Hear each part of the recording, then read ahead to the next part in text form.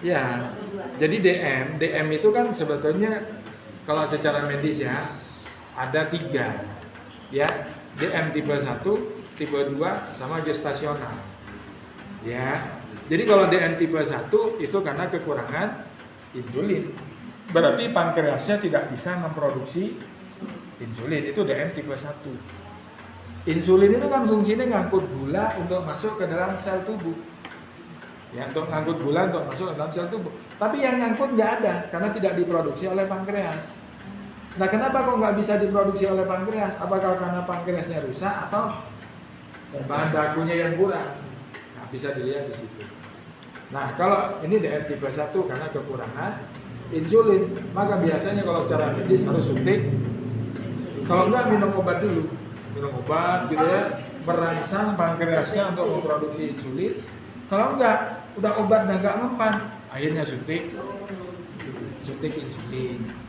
Itu kalau DM tipe 1. Kalau tipe 2, insulinnya ada, tapi ingat, sel tubuhnya tertutup lemak, tertutup ages tadi yang saya sampaikan. Akhirnya apa? Numpuk. Tetap sama-sama numpuk kan? Gula darahnya tetap sama-sama numpuk. Itu DM tipe 2. Jadi kalau DM tipe 1 kekurangan insulin, kalau yang tipe 2 sel tubuhnya yang rusak, insulin nggak bisa masuk. Insulinnya ada tapi nggak bisa masuk. Resistensi insulin. Berarti penolakan terhadap hormon insulin karena sel tubuhnya tertutup ages, tertutup lemak. Ya, ages itu singkatannya Advanced Glycation and Product.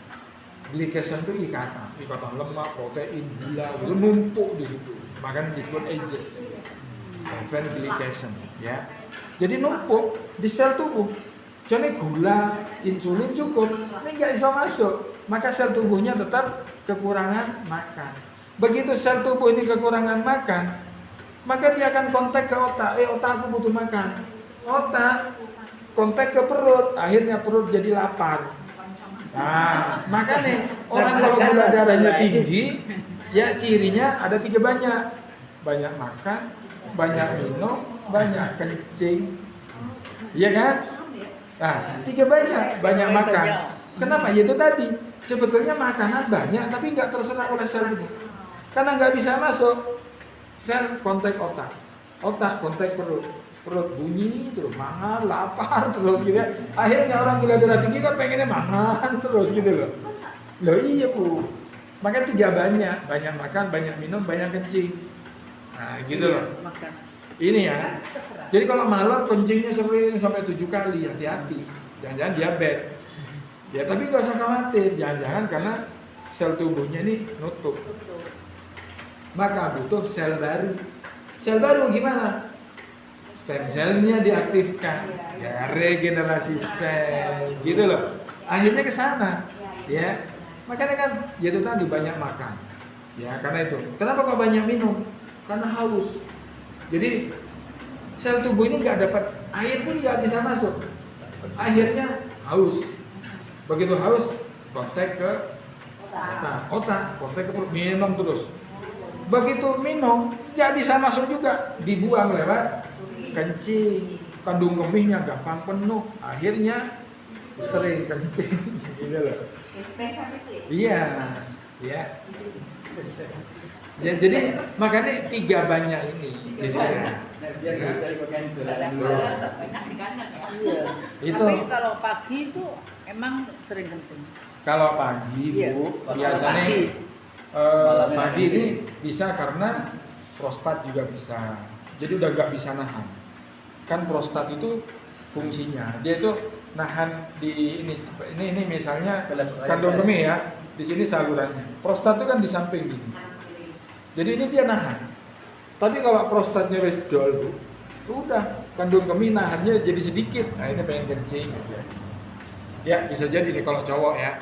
Kalau cowok itu biasanya di prostatnya hati-hati. Kalau cewek kandung kemihnya udah nggak bisa nahan. Mulai ya. Berarti otot-ototnya mulai kendor. Bukan. Cek di Enggak, karena penyerapan usus halus gimana? karena sudah pernah itu dipasang untuk alat kencing langsung itu. Ya bisa. sebetulnya enggak juga, yang penting ototnya itu masih kencang, enggak masalah, dia bisa pulih. Cuman otot ini untuk pulih kembali lagi ke sel. Selnya gimana? Masih bisa kencang apa enggak? Gitu loh. Berarti balik lagi ke pola makan. Lihat penyerapan usus halusnya bagaimana. 18-20 masih kencang. Kencang enggak? Kencang. Kalau orang tidak tahu bunyinya berapa apa? Kalau itu kan teman. Belum makan. Belum Itu makan. apa itu keroncongan itu? Hah? Itu keroncong. Musik ada musik. Ada Pak, udaranya, jadi udara di perut itu Pak, ya. Ada ya bunyinya. Nah, peristaltiknya coba dilihat, cek aja Pak, peristaltik di lambung bagaimana. Ada yang isi, Pak. Ayah. Oke, ada pertanyaan mungkin? Nah, ini kalau untuk pria, nih kelenjar prostat nih ya, coba dicek. Pembesaran kelenjar prostat, berarti itu mulai membesar. Terus pengapuran prostat, ya. Terus gejala radang prostat. Nah, kalau udah kuning semua, coba lihat dia kalau kencing bagaimana. Kadang so anyang-anyang habis kencing kayak nggak selesai gitu, pengen kencing lagi. Ya, nggak berban. Nah, itu ya prostatnya mulai bermasalah. Nah, kalau misalnya gejala radang, semua peradangan, ya, halo, semua peradangan, ya itu butuhnya subarasi, menghilangkan peradangan di seluruh tubuh. Radang prostat, radang jantung, semuanya itu ya. Jadi infeksi saluran kencing itu Nah. sudah sih. kalau infeksi, ini infeksi kan karena virus. Oh. Berarti butuhnya apa? Bakteri baik. Produk kita ada bakterinya di mana? Utsukushi, Bu. Bakteri kita dari Jepang, Bu. Dia bawa samurai. Panjang, Bu. Oh. Itu ya Pak, makanya berurusan dengan pencernaan, virus, itu Ya. utsukushi. Utsu. Kalau darah, Subang. darah. Jadi dilihat. Kalau ini contoh kayak kemarin misalnya pas kasus COVID ya, kan virus. Butuhnya utsukushi karena untuk meningkatkan NK selnya dulu. Nah, subarasi dibutuhkan biar efek dari kekentalan darah itu segera cair. Nah, itu makanya dua-duanya. Ya. Vaksin itu juga virus tapi yang dilemahkan. Jadi pengapuran prostat. Terus, nah ini yang sering muncul juga tingkat kepadatan tulang, terutama penebalan pada tulang. Jadi penebalan pada tulang. Nah, banyak. Jadi lutut itu nggak bisa ditekuk, betul nggak? Nah, wes bisa ditekuk, nggak bisa diluruskan.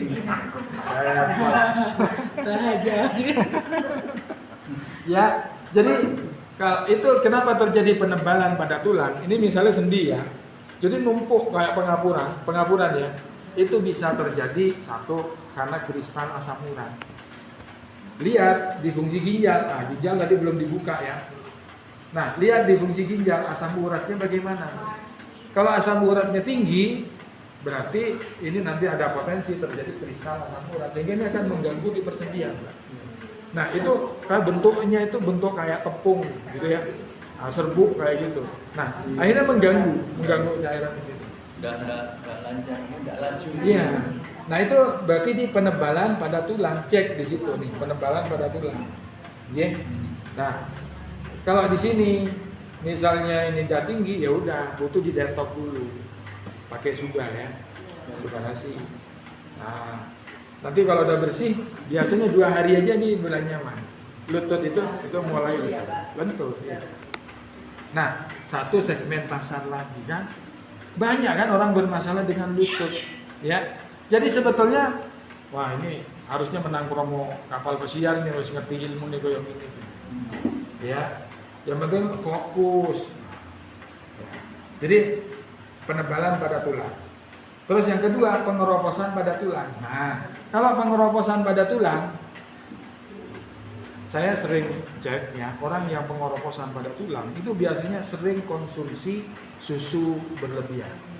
Susu apa? Susu